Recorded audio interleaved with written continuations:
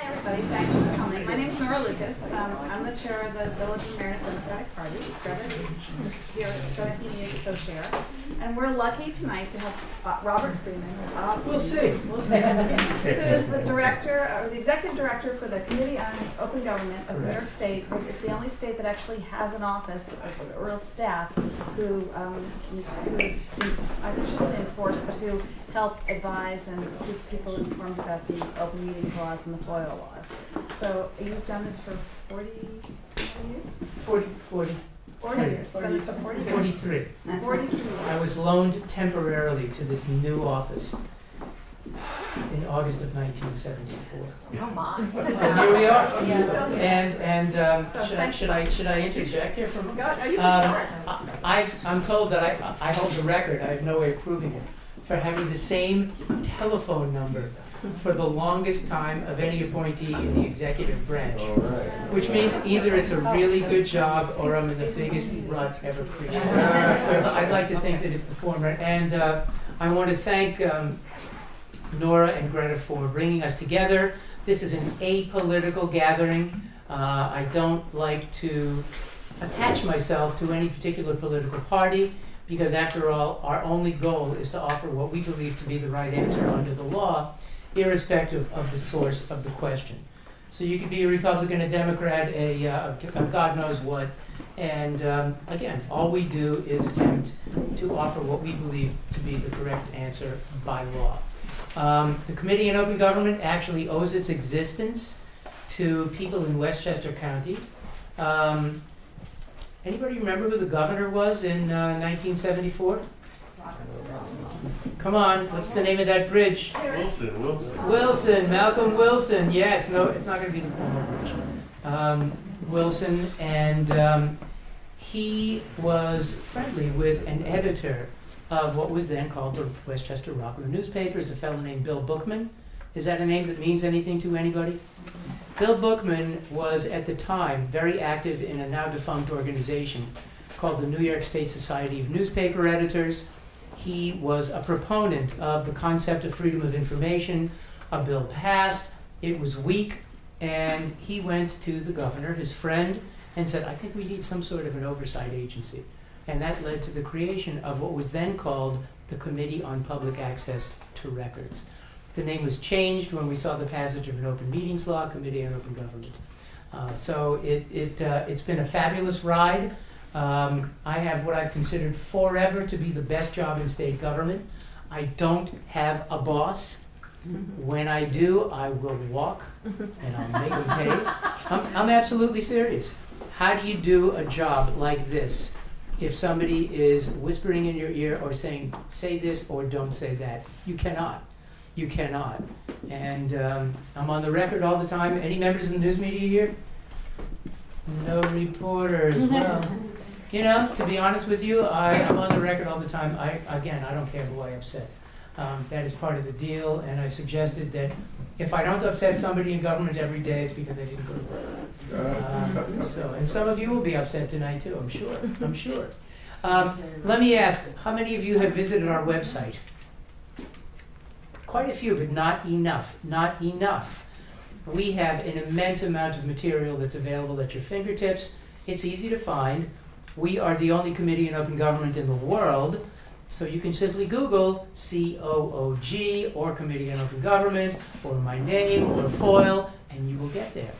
And you will find, just as an example, under the heading of Freedom of Information Law, you scroll to that, there will be a series of drop-down boxes. And from those drop-down boxes, you can review the text of the law, procedural regulations, frequently asked questions, which, by the way, include links to a variety of additional material, and you will see advisory opinions. And this will sound a little crazy. Over the course of years, we have written in the neighborhood of 25,000 advisory opinions. And they are just that. If you read an opinion, you don't like it, you can throw it away and say, Freeman just doesn't know what the hell he's talking about. That is your choice. The hope, of course, is that the opinions are educational, persuasive, that they encourage knowledge of and compliance with law, and for what it's worth, where the courts have reviewed our opinions, they've agreed in the great majority of circumstances. The advisory opinion index is intuitive. You think about whatever the topic might be. I spoke to a gentleman outside who thought I was talking about assessments at one point. Maybe I did, I don't know. But you want to know about assessment records, you click onto A, scroll down to assessment. And there will be several topical headings, and the opinions of precedential value that have been prepared since 1993, which is getting to be a long time ago, are available online in full text. So use the website with impunity. Certainly anybody can call, anybody can pick up the phone, we always answer. The staff, by the way, is 3 of us at full strength. I describe our staff as the smallest state agency that actually does anything and leave the rest to your imagination. We, generally speaking, you have a question about FOIL or the open meetings law, we will answer it on the spot. So we try to provide good service. We are very much user-friendly. And I'm here for you. I will make just a couple of comments regarding the thrust of the laws, and then I will invite you to fire away. By the way, this is simply for recording purposes. I have children and grandchildren. I'm used to yelling, so this is not to amplify the voice necessarily. Can you hear? Yeah, it's good? Okay, good. Hi. God, you missed the best part. You missed the best part. Bob and Jenny, remember? Hi. I do. You do? You look good. Had to make an entrance. Yes, thank you. For an old guy, anyway. For an old guy. You should talk. I am talking.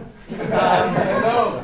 What I hope I leave you with this evening is the general notion that the 2 laws that we're talking about, the Freedom of Information Law, many of you know it as FOIL, and the Open Meetings Law, are based primarily on reasonableness, number 1, and common sense, number 2. In terms of disclosure, both laws say, in essence, and this is obviously something of an oversimplification, all records maintained by the government are public, except to the extent that disclosure would hurt either somebody in terms of an invasion of privacy, the government in terms of its ability to do its job well on behalf of the public, or, on occasion, a private company vis-a-vis its competition. The same kind of question is raised in relation to meetings held under the Open Meetings Law. What would happen if the government had to disclose? And in both instances, unless the answer in the gut is, ouch, this would really hurt, chances are pretty good that disclosure should be the outcome. Now again, you want to take a look at the law, you want to look at opinions. In some cases, we have to look at other provisions of law because life is too complex. We have thousands and thousands of laws in New York. So in some cases, what appears to be so is not necessarily so due to the relationship with some other provision of law. But again, the general notion is everything is available except. So you should assume that these laws are based upon a presumption of openness.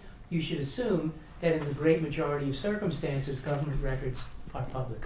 And I want to make one additional point, a feature of our law which, in my opinion, distinguishes our experience in a variety of ways from the experience of other jurisdictions. And all of you know, I would imagine, that there is a Federal Freedom of Information Act, FOIA, which applies to federal agencies only.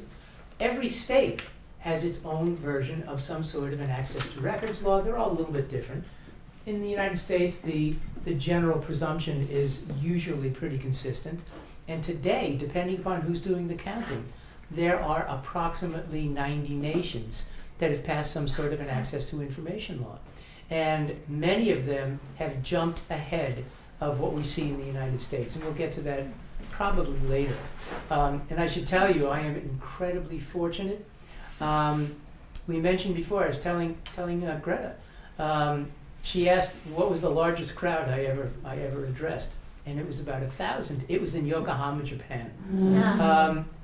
Because there are so few of us in this country who do what we do, the opportunities have been astounding. I've been to Japan a couple of times, China a couple of times, Eastern Europe, Venezuela, where they really didn't care about FOIL at all, Peru, where they did, Mexico 8 times. they like me better there than they like me here, I'm pretty sure. So it's been an amazing ride. And this November, how do you turn down something that smells like the spice of life? I was invited to speak in Ghana, the International Conference on Public Administration, and the invitation came via a university in Chengdu, China. I could tell you more, but there's no need. But I feel just amazingly fortunate to have the opportunity to learn, to share. It's fabulous. I'll be meeting on Thursday with 70 Indian government officials who are visiting the Maxwell School at Syracuse University, and Maxwell always brings them to Albany. So it's been more than interesting. And FOIL itself is unendingly interesting. Unendingly interesting. Why? Because government has records on everything from birth to death and everything in between. So the questions just keep on coming, the hits just keep on coming. But what I was going to say was that a distinguishing feature of our statute involves the reality that all government records are covered by FOIL, and the law defines the term record. And when we were drafting the essence of our law in 1977, we looked at the Federal Act to attempt to figure out where the deficiencies in the Federal Act might have been. And there were many. One of them, which exists to this day, what is a federal agency record? The law does not define what a federal agency record might be. Where did it come from? Who prepared it? What does it function? All of those issues were resolved here by 1978. Think about 1978. Can you think about 1978? Barely. Barely. When high tech was an electric typewriter. We used carbon paper to make copies. I asked college kids, you know what carbon paper is? They have no clue. No clue. There was no internet, there was no email, but in my opinion, we got lucky. We got lucky, and since '78, again, FOIL is applied to all government agency records, and the term record has been defined to mean any information in any physical form whatsoever, kept, held, filed, produced, or reproduced by, with, or for a government agency. So if we've got it, or if it was prepared for us, it exists in some physical form, it constitutes a record that falls within the coverage of FOIL. Okay. Questions? Questions? Questions? Come on. Yes, sir. Anybody else? You're in the back row. There's nobody behind you. First of all, Bob, you do a great job. Thank you. And we all appreciate it. All right, I don't need the editorials, but thanks. One question is, Peggy, who's in the front seat right next to you. I know Peggy. Okay. We're going through some issues. We all have issues, don't we? Right. And as far as I know a good shrink if as you far need as one. for There's one over here, and my wife is and another. when an agency turns you down, Yes. and they change the reason why about 4 or 5 times, at what point do you stop and say, my only recourse is Article 78? Well, there's something in between the Article 78, and that's getting in touch with our office. And I'm not going to tell you that we can work miracles, but in so many instances, if we offer an opinion, sometimes the government agency will take note. And never should there be a situation where you get 4 or 5 different responses, because there should only be 2. Under FOIL, you make a request, and the initial request is either granted in whole or in part, or denied. And from there, anybody denied access has the right to appeal. That's 2 steps. And if your appeal is denied, you have the right to go to court if you want to do that. But the suggestion instead is that you go to the website, call me. Sometimes we can help. Not always, but sometimes we can help. This is a quick follow-up. Sure. A number of years ago, when we were having issues as county golfers with the golf courses, your agency and your group were instrumental in working with the Journal News to do exactly what you just said. The county government did turn around and did go by what your opinion was, and it was great. Thank you. Let me reiterate what Judge Louis Brandeis told us about 105 years ago. Since you mentioned the Journal News, sunlight is the best disinfectant. Sunlight is the best disinfectant. You shed light on whatever the situation might be. Frequently, either good things begin to happen or bad things stop happening. It works, and I tell people all the time, tell the world, tell the world.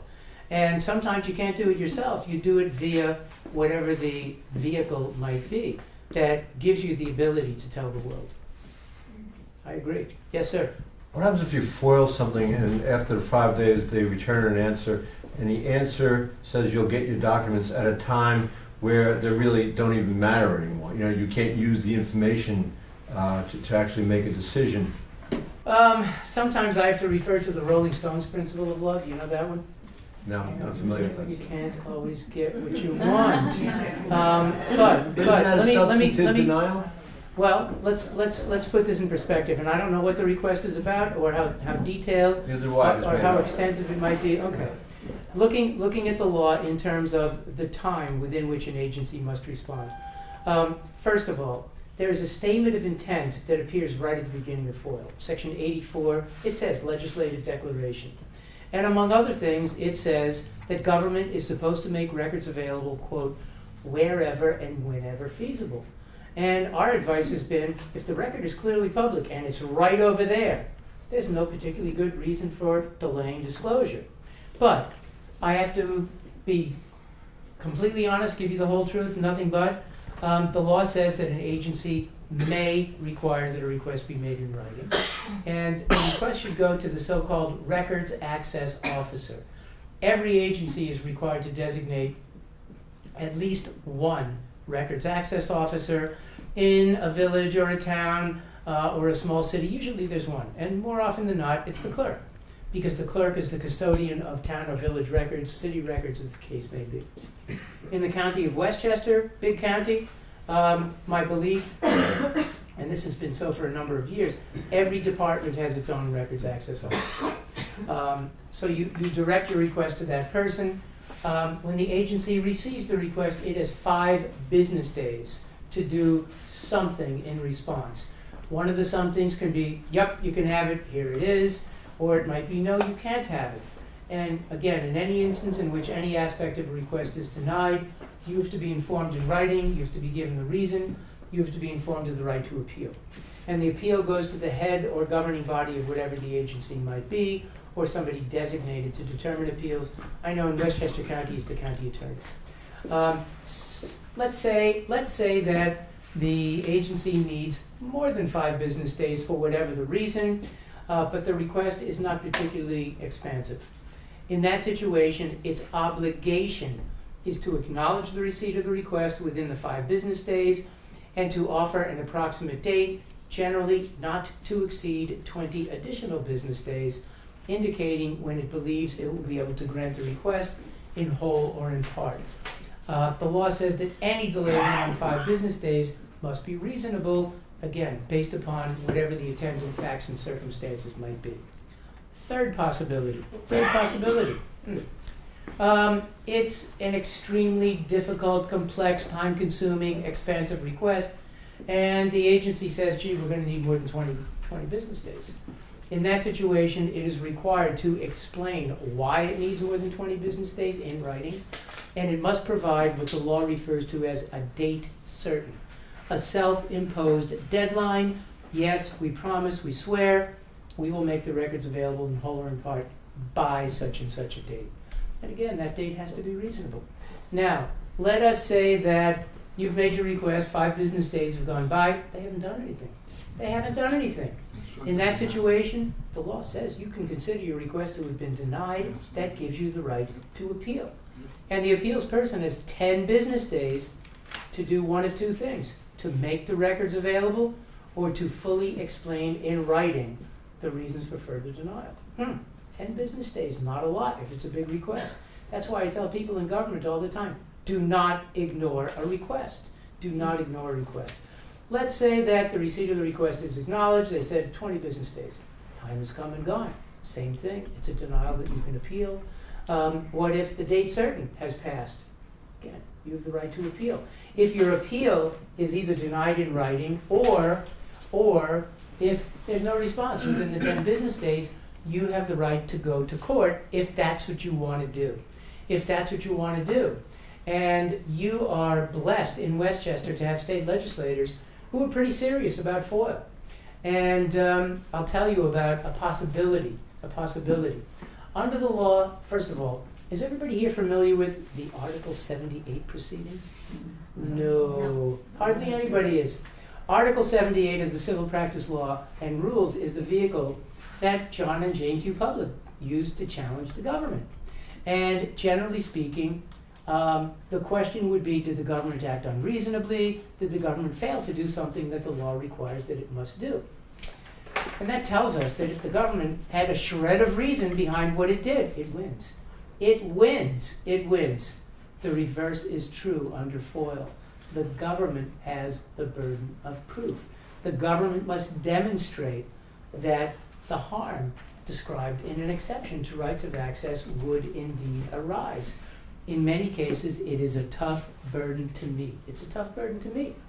And under the law today, if you sue under FOIL, and in the words of the law, you substantially prevail, the court has the authority to award attorney's fees to you, payable by the government, if it finds either that the agency had no reasonable basis for withholding, or if the government agency dragged its feet and failed to abide by those time limitations that I just mentioned.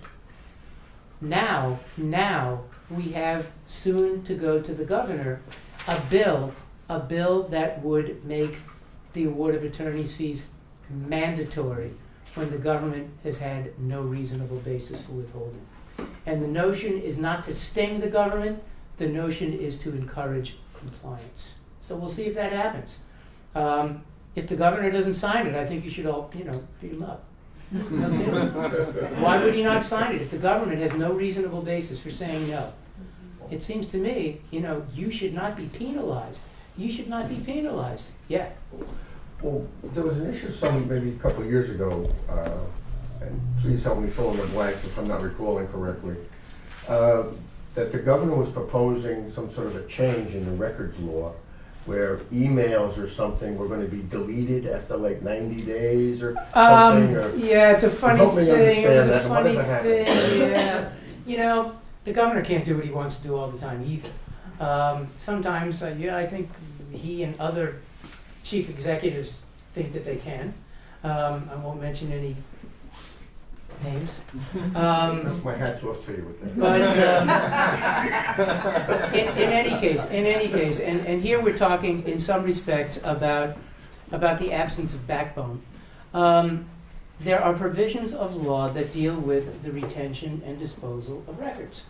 And the agency that has authority to develop records retention schedules is the State Archives. The State Archives is part of the State Education Department. And in fact, if you're interested, just as an example, in the retention schedule regarding the town or the village, you can just Google MU1. MU1 for Municipal 1, that's the retention schedule for local governments. And generally speaking, the schedule relates to the significance of the records. And I don't know the schedule, except in a couple of situations. People ask all the time, let's say this was the village board meeting and it was tape recorded or video recorded. The question comes up all the time. That recording has to be retained for a minimum of 4 months. At that point, it can be discarded or reused or erased, whatever they want to do. The minutes, on the other hand, which are essentially the official record of the governing body of a public corporation, have to be kept permanently. And in between, you have a variety of schedules. Our view has been that email should be treated in the same manner as paper. If I send an email to you and I say, hey Joe, you want to go to lunch next Tuesday? Who cares? The retention period is probably 0. But increasingly, we are communicating electronically. Mm-hmm. And often it may be the statement of policy. It may be the contract. It may be something that is important. Whether it's kept on paper or electronically shouldn't matter in terms of the retention period. And, there are lots of agencies that are, how do I put this gingerly, afraid of their shadows. They are. And when that issue arose, yeah, what's that stuff that hits the fan? It hit the fan. It hit the fan, and the governor withdrew. He was attempting to impose a 90-day limitation. After 90 days, the stuff was supposed to disappear. Again, that was withdrawn. Now we have the ability to retain whatever it may be. You know, if you are, and God knows I'm not a geek by any means, but we have folders. I turn on, I look at my screen, and you want to save things, you can save them. You save them, and you should in so many instances. And being a dinosaur, if something's really important, you know what I do? I print it out. I print it out. I still like paper. Yes, sir. I have 2 points. One, I want to follow up on the Rolling Stones. Sure. Not only did they say, you don't always get what you want, but They you said, get what you need. let's spend the night. No, never I mind. have the second point. Can you distinguish between an agency and the individuals that are employed or work with the agency? For example, I don't know, what I can add for the No. question. Well, No. so, but this is my question. An individual receives emails or gets letters from constituents or from other, at what time is that part of the agency's As soon as it exists. As soon as it exists. You know, I have 5 unusually adorable grandchildren, and if my daughter sends me a picture at work of my granddaughter, that is a Department of State record. It's a Department of State Do they have record. to send it to your government address or your personal email? Well, let's get into that. We can get into that more in just a moment. The point is that once I have it, it's a government agency record. Whether it's public is the next question. And there is an exception in FOIL, thank you, that deals with the ability to withhold insofar as disclosure would result in an unwarranted invasion of personal privacy. Now, ordinarily, certainly you would think that a picture of a 6-year-old, blue eyes, blonde hair, could be withheld based upon considerations of privacy. But as I said, she is unusually adorable, and I don't care if it's disclosed. But without being unnecessarily flippant, let us say, who here is on a government body? Yeah, several people. Do you have offices in Village Hall? No. No. Do you ever communicate with each other or constituents in between meetings? Not after today. How do you do it? How do you do it? Do you have a cup of coffee on Mamaroneck Avenue, or you email, don't you? We all email all the time. Well, if you're really interested, if you're taking notes, you go to the FOIL opinion index, you click onto E, scroll down to email, and there's an opinion that I send out all the time, 15,893. And the question came from a town board member who said, if I'm sitting at home using my personal computer, using my own private email address, and I communicate with respect to government business, does FOIL apply? And the answer is yes. The answer is yes. Why? Because of that critical definition of the term record. Any information in any physical form whatsoever, kept, held, filed, produced, or reproduced by, with, or for a government agency. Now again, that is not to suggest that every email communication necessarily is public, but rather that those communications that involve one's governmental function, irrespective of their origin, constitute agency records that fall within the framework of FOIL. To make life easy, we've made a couple of suggestions.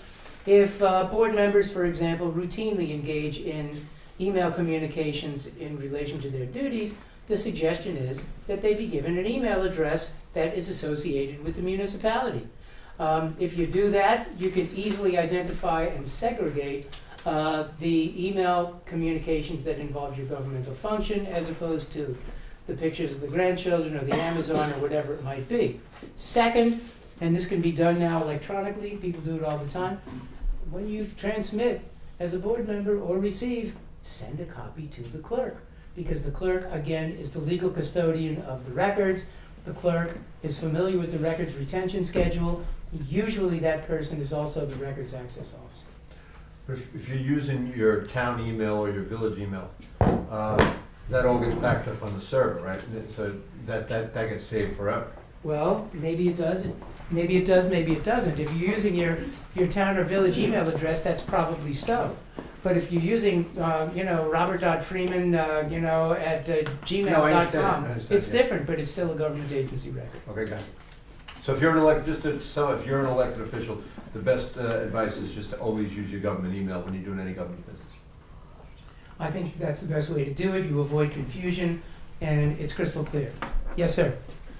I had a question on 103E of open meetings law. 103E, yeah. Everybody know what that is? I'll tell you in a minute. You want to run through it first? 103E, Gesundheit. And you have Assembly Member Amy Paulin to thank for 103E, who fought for it for a long time, as did we at the Committee on Open Government. How many of you in the past have gone to meetings of the village board, the town board, the school board, and you're sitting out there and the board's in the front of the room referring to page 2, 4th paragraph, and you have no idea what the hell they're talking about? Happens all the time. We, the Committee on Open Government, submit an annual report to the governor and the legislature. We offer legislative proposals. We address that issue many years in a row. Many years in a row, and generally speaking, it's ignored. All of a sudden, in 2011, a bill passed. And it says that if a record is scheduled to be discussed during an open meeting, and not every record that a board deals with is scheduled to be discussed. In the minutes of the meeting, I don't know if they're scheduled to be discussed. Probably not, because usually they are reviewed. They may be adopted quickly. They're not scheduled to be discussed. If a record is scheduled to be discussed in public, and if the record is either accessible under FOIL, or if it consists of a proposed policy, resolution, local law, it's supposed to be made available in advance to the extent practicable, is what the law says, online and in response to a FOIL request.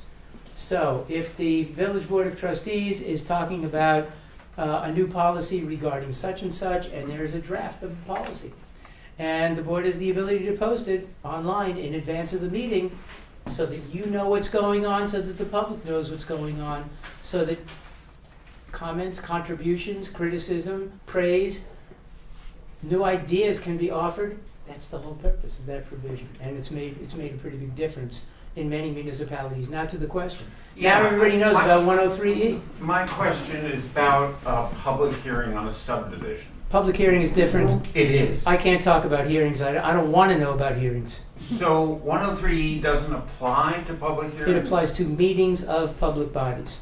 A hearing, for what it's worth. Right, but the public hearing is at the planning board meeting. There may be an overlap between the hearing and the meeting. In Albany County, where I live, the county legislature has a hearing on the budget, as does every county, right? You know when they hold it? They hold it the Wednesday afternoon before Thanksgiving. Do you think anybody shows up? Of course not. Do you think there's a majority of the county legislature? No, there is not. Is there a law that requires that there be a majority of the county legislature? To the best of my knowledge, no. And if there was, they would be there, but they're not. Which suggests to me that it's not good, it's not wise, it's not good government, but it's not contrary to law. A hearing typically involves a situation in which there is an obligation by law to enable the public to express points of view regarding a particular issue. It may involve zoning, it may involve a local law, it may involve the school district or the village budget, for example. Usually, a hearing must be preceded by the publication of a legal notice. A legal notice, and that is something for which the government pays to publish. It costs money. It costs money. In fact, there's pressure every year to abolish the requirement that the legal notice be published in a newspaper of general circulation within whatever the community might be. But it's there. It's there. And again, the purpose of the hearing generally is to enable the public to express points of view regarding a particular subject. A meeting, on the other hand, as defined by the Open Meetings Law, is a gathering of a quorum of a public body, a town board, a city council, a school board, a planning board, a zoning board of appeals, a county legislature, for the purpose of conducting public business. Typically, there will be voting, action taken, etc. That's not required, but it's a gathering that is conducted for the purpose of discussion and deliberation. Unlike the public hearing, the Open Meetings Law requires that notice be given to the news media. It does not require that notice be published as a legal notice. It doesn't require that notice be published as a legal notice. So there are distinctions between the two, and to be honest with you, I don't want to know about public hearings. Why? Because you have a separate statute, just as an example, that deals with the public hearing involving the county budget. Another separate statute dealing with the town budget. Another one dealing with the village, another one dealing with the school district.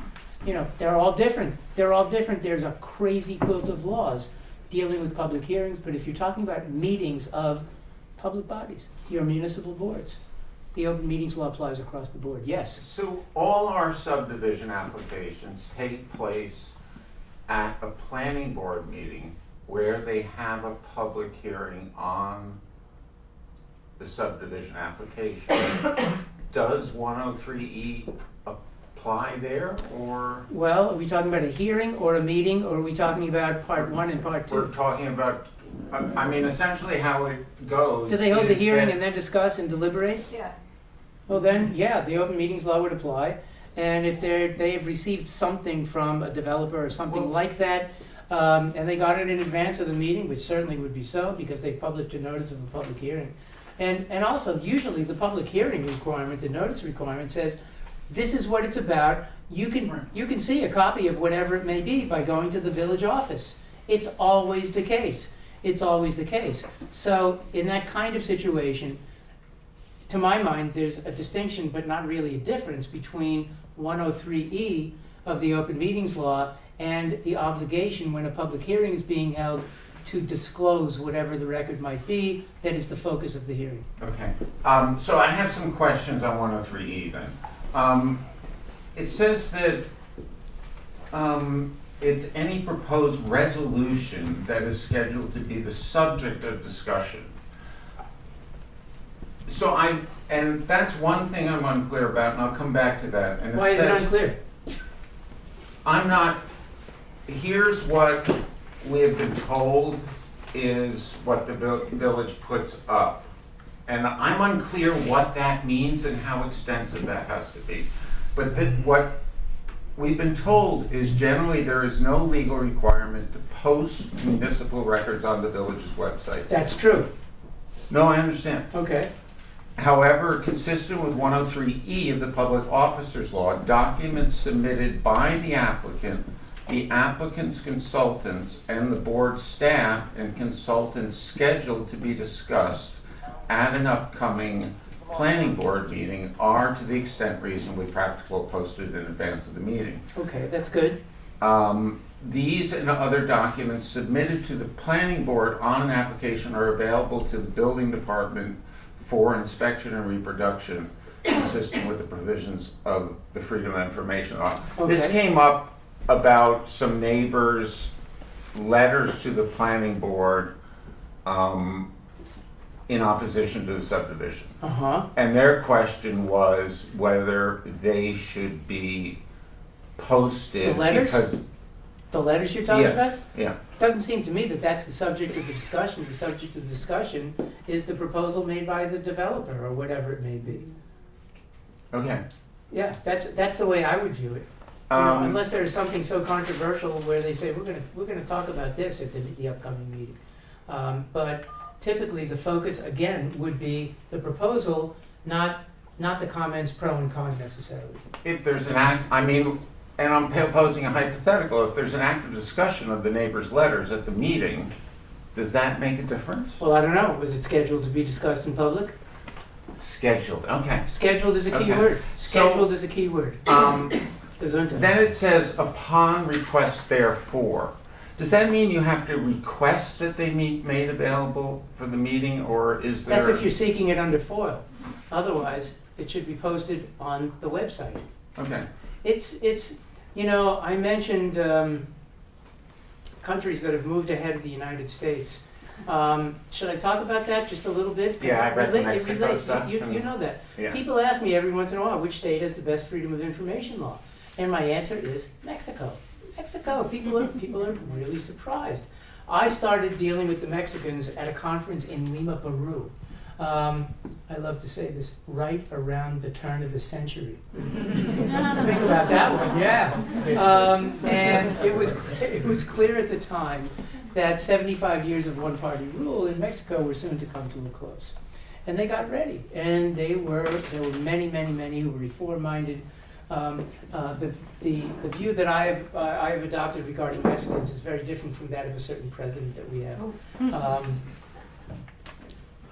I don't know what I should say and what I shouldn't say, but then again, you're smiling.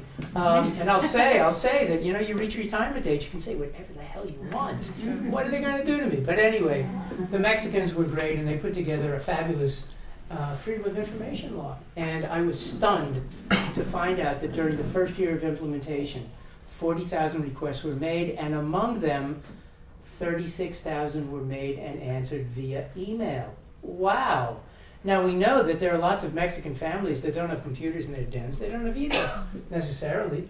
But the government was serious about ensuring that the law be pro-poor. And the government put kiosks and terminals all over the country. There are stories about people we would probably characterize as peasants who would go to the local schoolhouse or library or village hall or something like that, tap out their request one finger at a time, and get it. That led us, in New York, in our 2005 annual report, to offer a recommendation. And miraculously, it became law in less than a year. Why do I say miraculously? Because the state legislature usually is, what's the word? Catatonic. Yeah. I don't mean to offend anybody in particular. And when I see that Steve Otis is not here, you know, he's as frustrated as the next guy. He's your assembly member, right?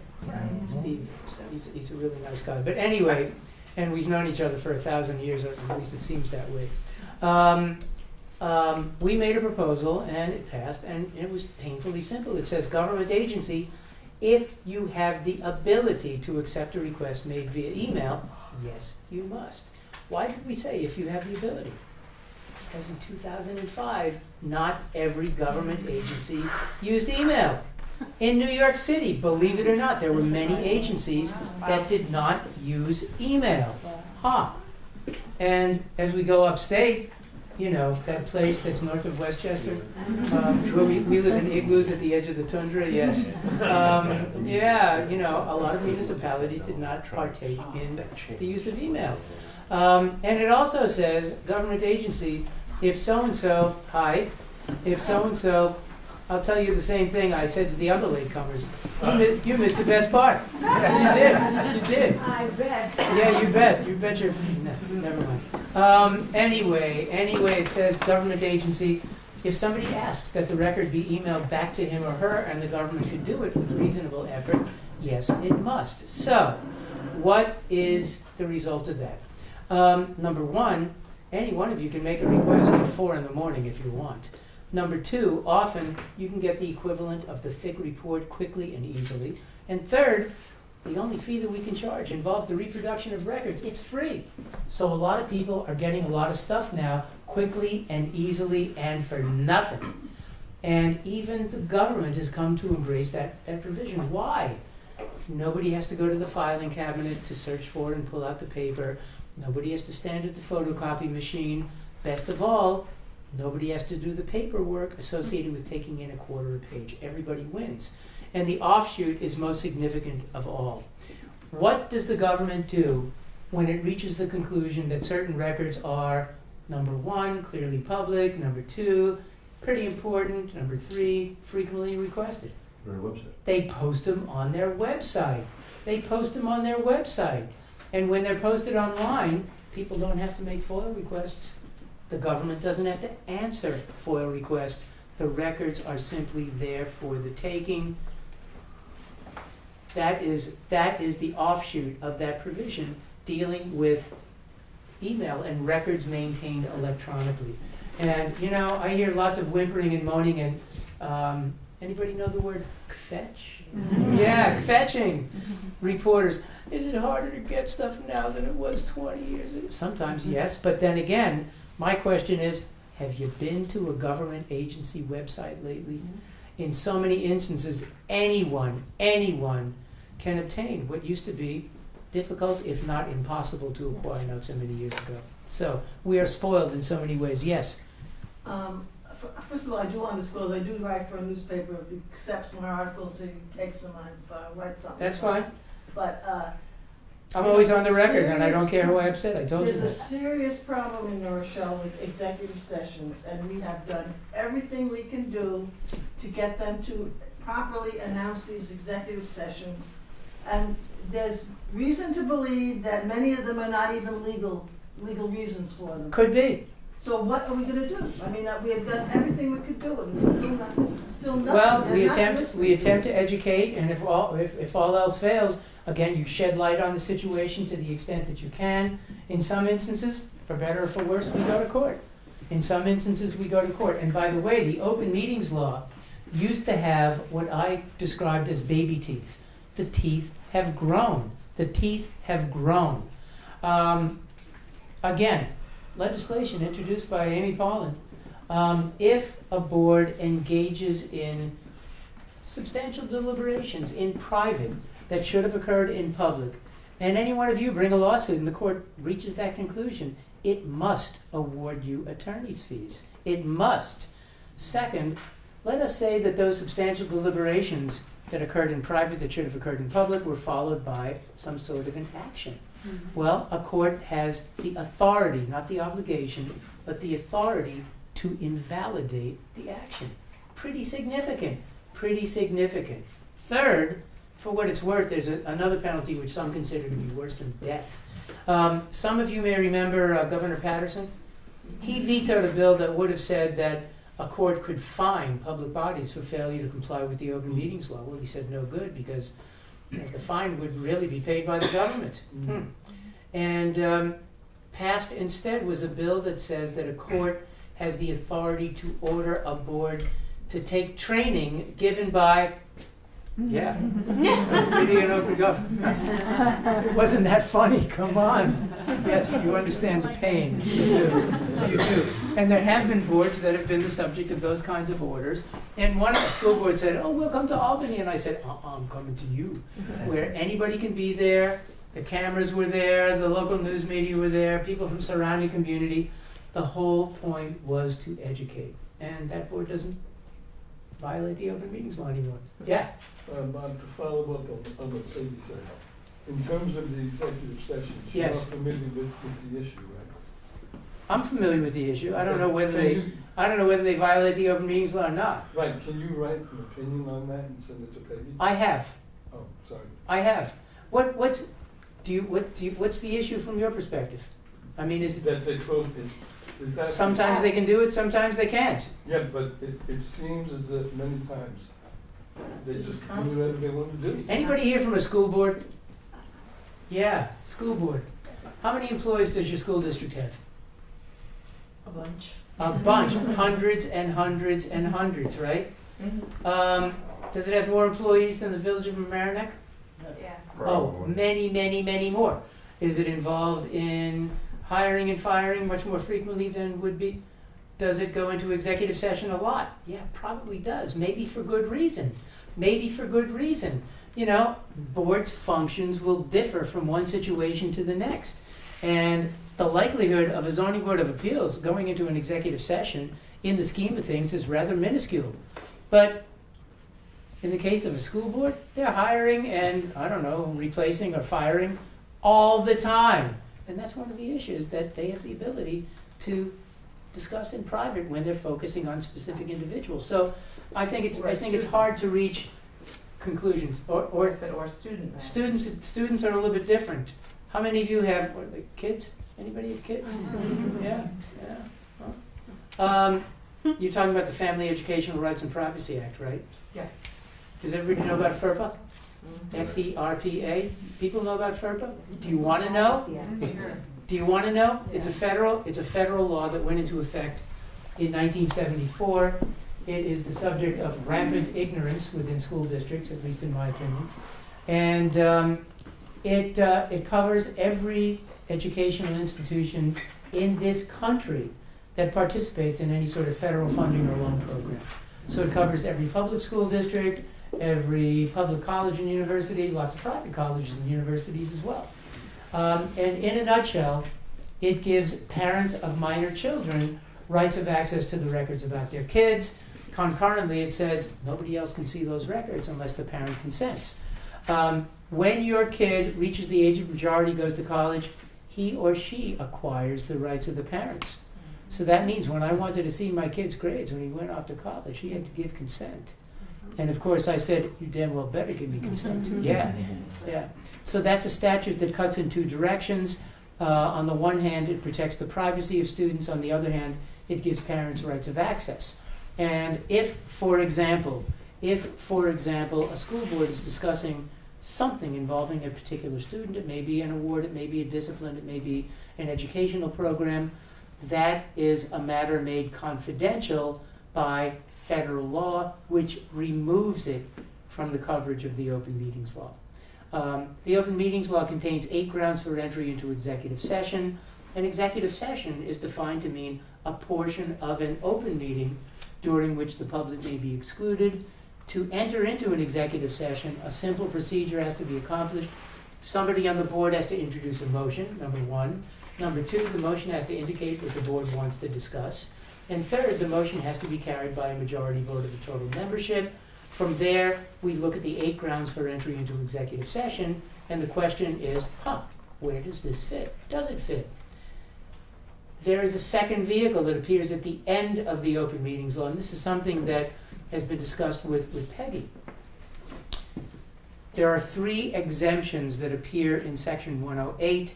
The primary exemption, at least in my opinion, pertains to matters made confidential by federal or by state law.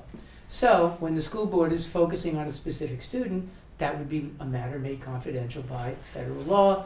The Open Meetings Law would not apply. The issue that arises most frequently with respect to municipal boards involves the situation in which the municipal board is seeking legal advice from its attorney. For what it's worth, there is case law that goes back more than a century that indicates that when a municipal board is seeking legal advice from its attorney, they have created an attorney-client relationship under which the communications are privileged and confidential, and therefore, to that extent, exempt from the coverage of the Open Meetings Law. So when the board is asking for advice from its attorney, and it's legal advice, not who's going to win the game tomorrow night. If he's asking me who's going to win the game, it's not a privileged communication. Also, and this is what we've advised is in case law as well, there are any number of situations in which a board will seek legal advice, the attorney will give it, and the board will stop seeking legal advice, and the attorney will stop giving it, and the board then will begin to discuss, deliberate, what have you. That is when the attorney-client privilege ends and the Open Meetings Law kicks back into effect. Yeah? Question? Sure. All right, so we've come to the end of an open meeting. Yes. And the mayor asked the council for a motion to go into executive session. We have one item. Well, it's not the end, it's a Well, continuation. Hold on, yeah. We have one item of property, we have 2 items of employment, and 1 legal issue. Is that sufficient? No. Well, this is what's going No. on in New Rochelle. All right, well, let me This is explain. what is going on. You remember I said that a motion has to indicate the subject matter to be considered. Right. There are numerous judicial decisions which indicate that the motion should include sufficient detail to give the public a clue that yes, there really is a valid basis for going into an executive session. Now, you mentioned a property issue. Well, the Open Meetings Law says that a board may, not must, it's always a may enter into an executive session to discuss the proposed acquisition, sale, or lease of real property, but only when publicity would substantially affect the value of the property. So not every conceivable real estate transaction necessarily can be discussed in private. And at the very least, in that kind of situation, if it's true, the board should say, we want to discuss the proposed acquisition of real property, the disclosure of which would substantially affect the value of the property. Makes sense. If you're looking to buy something and the world knows about it, somebody else is going to offer more, somebody else is going to pull the rug out, you won't be able to make the best deal on behalf of the taxpayer. On the other hand, in so many instances, if you want to sell something, who do you want to know? Everybody. Disclosure would have minimal, if any, impact on the value of the property. Sometimes there's an exchange. In my own town, the town hall used to be an elementary school, so the town board and the school board knew, everybody knew that they were going to engage in a real property transaction. There was no possibility that publicity would substantially affect the value of the parcel. Public discussion. You mentioned employment, right? You said employment? One matter. What does that mean? What does that mean? What does that That's what we mean? wanna know. Let's say that the school board is discussing the budget, and it's a small school district. And you say to yourself, things are kind of tight this year. Can we really afford, do we really need this art teacher position in the elementary school? What if there's only one art teacher in one elementary school? Everybody's gonna know whose position it is, right? What do you think? Executive session? No. Why? Because the issue involves policy. How do we, as the governing body, you're laughing, I don't know why. How do we as the governing body choose to allocate public money? Number one. Number two, is art really important to the education of our kids? Policy issues, on the other hand, if the question is, does this art teacher deserve tenure? How well or poorly has he or she performed? That is different. Why? Because the issue, in the words of the law, involves a focus on a particular person. And the law says, and I will quote, that a board may enter into an executive session to discuss the medical, financial, credit, or employment history of a particular person or corporation, or matters leading to the appointment, employment, promotion, demotion, discipline, suspension, dismissal, or removal of a particular person or corporation. So the focus has to be on somebody or some specific corporate entity in relation to one or more of those qualifiers. If you say employment, or you say, God forbid, personnel, I hear it all the time. Has anybody ever heard that? Yes. As a person, They'll say personnel. Right. It drives me crazy. You know what? You look at the 8 grounds for entry into executive session. It's not there anywhere. It's not there. And yet, how many times have you read the newspaper, heard on the radio, the TV, personnel matter, confidential, we can't talk about it. Have you ever heard that? There's no law that says that. There is no law that says that. But too many Americans have become, how do I put this nicely, stupid and sheep-like. We hear these things over and over and over again, and we begin to believe that they're true. That's when we begin to lose our rights. That's why we are in the trouble in which we find ourselves today in Washington. People hear it over and over and over again, and in too many instances, it is garbage, it is crap. The word personnel should be eliminated from your vocabularies. For what it's worth, you read FOIL from beginning to end, the word personnel is not there, and yet we hear personnel records confidential. It's wrong. It's lunacy. It is mishigas. I'll be with you in a moment. Let's go to the motion under that provision.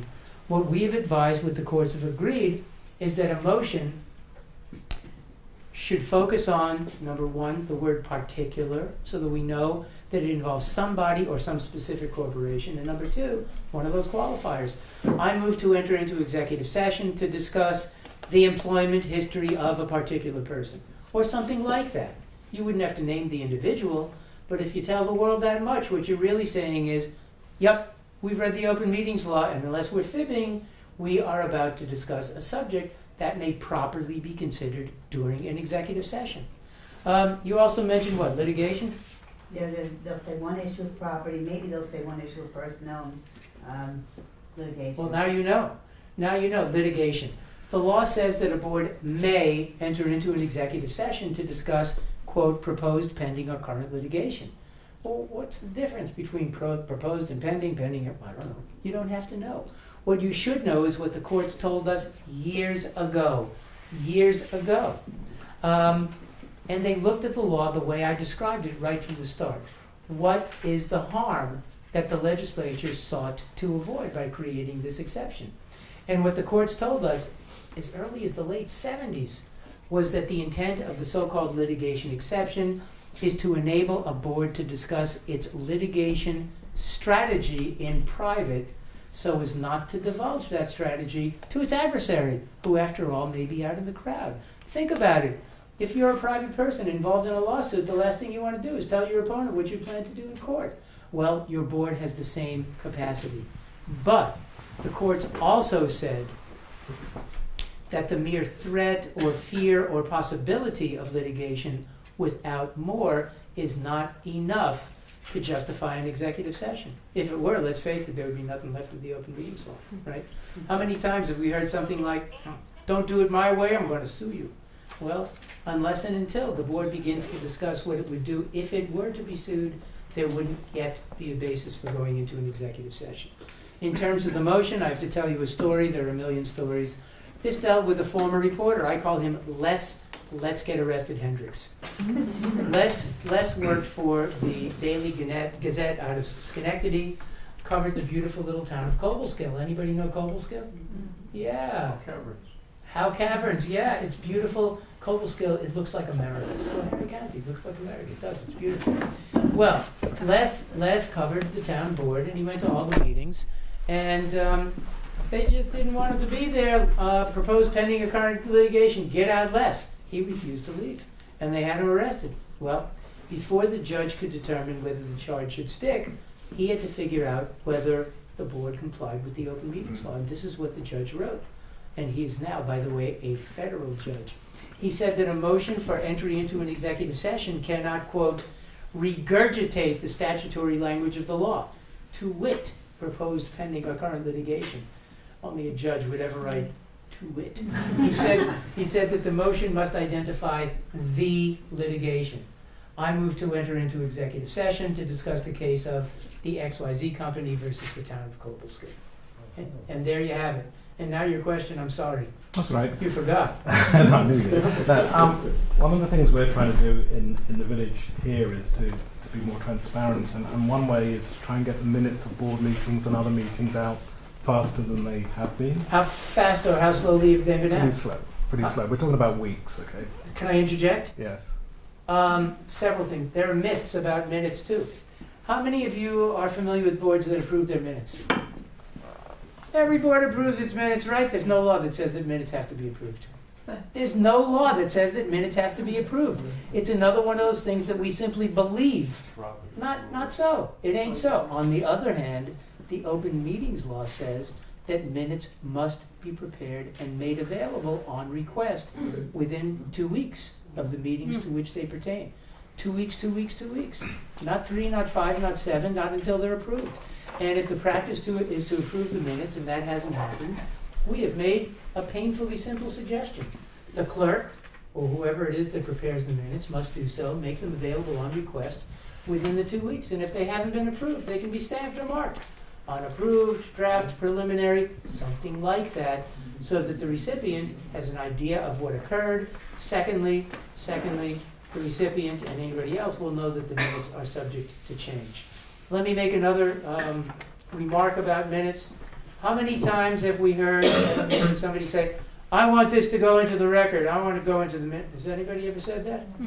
Yeah, we go back to the Rolling Stones. When we look at the open meetings law, it contains what you might view as minimum requirements concerning the contents of minutes. At a minimum, they must consist of a record or summary of motions, proposals, resolutions, action taken, and the vote of the members. They may include more, they don't have to include more. And if a stickler gets up and says, I insist that my comments be included in the minutes. You know, where I grew up in Nassau County, they used to say tough noogies, that, you know, no. And if so-and-so is insistent on preserving his or her words, anybody today can audio record, video record, or broadcast an open meeting. If you want to preserve the entirety of what occurs at a meeting, it can be recorded. Yeah. So I think you may be answering the question that I was going to ask, which was, in order to speed things up, we want to go to sort of action minutes, basically. So we have the agenda and we say, you know, pass, not pass, votes, and, you know, this was mentioned, and not get into a descriptive thing. Yeah, you don't. That's okay from and we can always say, if you want to see what it really happened, look at the LMC-TV tape, and Absolutely. That's fine, is it? Okay. Yes, absolutely. That's the way it should be. You know, think about this. If the minutes are something like a verbatim account of what is said, Yeah. and 10 years from now you want to find out what the board did about whatever it might have been, you'd have to wade through 3 hours of you know, God knows what, in order to pluck out what's really important. That's why I think what's really important should be the minutes, as opposed to and I've said this too many times too, from TV. People say brilliant things at meetings, people say ridiculous things. What is gonna be on the air on LMC-TV? It'll be the ridiculous thing, right? Yeah. Are there issues involving, yes? Hi, I just wanted to make Hi. a follow-up question on what you just said. Did I hear you say that anyone can record an open meeting and then broadcast it? You can do whatever you want. And there's no law Anybody against can that? record so long as the use of the equipment is not disruptive or intrusive. Yes. Yes. And broadcasting meaning you could put it on the internet? Do you watch TV news? Yes. What channel? 12. 12? What's 12? Oh, News 12. Okay, so that's right. It's News 12 on Long Island too. What if there is an unusually heated, lengthy meeting of the, who knows what, the White Plains City Council?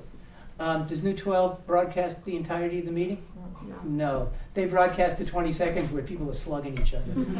They can do what they want. So can you. So can you. Yes? I had a follow-up on the timeliness of the minutes. I know it says 2 weeks for regular meetings, a week for executive session. If action is taken. Right. So does that mean that that's when the public can request them through FOIL? No, and that's then when they it's should be made constru- available. That's when they should be made available. Okay, but does the, You're asking It whether the says- time limitations apply? well, yeah, I No. mean, can you still be told 20 days at that No, point? no. Okay. That would defeat the purpose of the 1 week and the 2 week provisions, right? Welcome to our world. Well, I'm So giving you strength, I hope. Okay.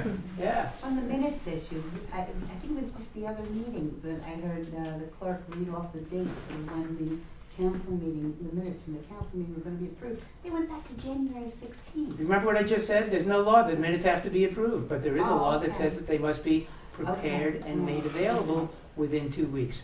This notion of approval, it's silly. Anybody here a town clerk or a village clerk? You know, by law, it's the clerk who prepares the minutes. And often a town supervisor will say, I want this to be included in the minutes. And my stock nasty response is, you want to have control of the minutes, run for town clerk, and if you win, fine. Then it's your job, but until then, it's not. It's not. It's the clerk's job.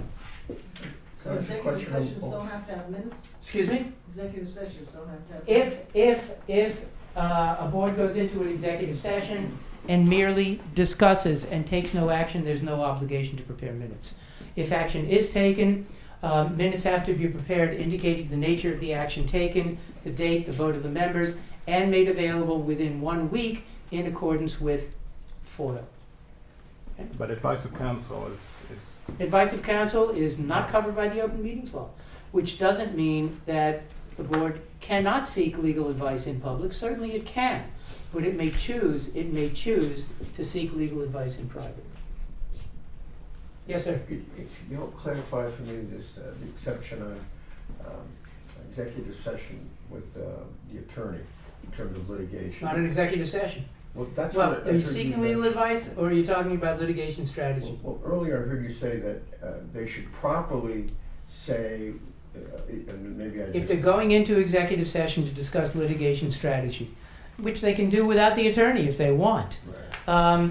Again, the motion should identify the litigation by means of the title of the litigation. Even if they're seeking to go, if they're going into executive session to discuss strategy, They have the must ability. identify. Yes, they have to give a reason. Well, they never, you know. I'm telling you- As Peggy is saying. I'll make a suggestion. It never happens. Go to our website, go to the open meetings law, click onto L, scroll down to litigation. And there'll be lots of opinions there. Use them, stick them in people's faces. And when you go to meetings, if there are issues involving executive sessions, bring your copy of the open meetings law. So if there's a motion and it's not clear that the subject matter really is appropriate, that's when somebody gets up and says, board. Here are the 8 grounds for entry into executive session. Please tell me where this fits. Okay. How easy is that? How easy is that? It's Yeah. not easy to get the answer. Well- It's easy Huh? to do. It's not easy to do. Sometimes It's you easy to get- do, it's not easy to get an answer. It's not easy to get an answer. That's Then you- true. Well, then they are embarrassed, and sometimes, Not sometimes what we have to do, sometimes we have to embarrass the hell out of them, right? Right? Yeah, I Yeah. get that. Should we talk about personnel records just a little bit? Do you care? Does anybody care? Should we talk about privacy? Yes. No, you don't care about privacy? Yeah, that's the privacy. Did you read the Wall Street Journal today about face recognition technology? Oh, yes. Oh my God, it's 1984 and then some. It is amazing. It's scary as hell. I may wear a mask from now on. I don't know. There was a professor at Albany Law School who had concerns about privacy, and he did a program where he wore a bag over his head. Yeah, he made his point. He made his point. Unwarranted invasion of personal privacy is the standard in New York. It's the standard under the Federal Act. It's pretty typical in the United States. Unwarranted invasion of personal privacy. I always ask the crowd, doesn't matter what the crowd is. Anybody know what that means? Nobody knows what it means. Nobody will ever know what it means.